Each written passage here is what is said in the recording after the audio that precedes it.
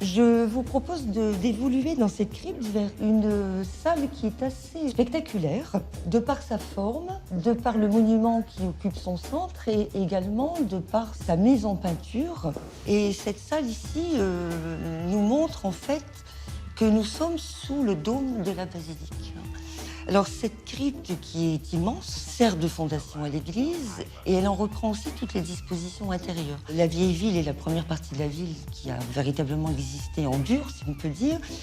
Tout ce qui est en bordure du port, en fait, a été toujours lié à l'activité portuaire, l'activité de pêche notamment. Depuis l'Antiquité, on pêche à Boulogne, bien sûr.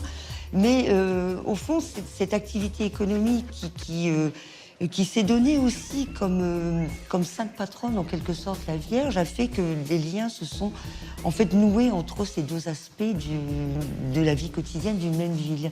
Monseigneur Affrinck, donc c'est un simple abbé. Ses débuts ont été modestes, en fait. Il a commencé par acheter le terrain, les ruines, et puis il a commencé, avec les quelques dons qu'il avait, à construire la partie sous dôme.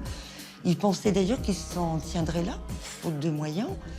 Mais il a su donner un retentissement à son entreprise. Il est allé au Vatican, il a lancé une souscription publique nationale. On sait que des gens comme Victor Hugo, Alfred de Vigny ont contribué à cette souscription et au point qu'il a fini par avoir suffisamment d'argent pour continuer l'église à partir du dôme et refaire une église entière.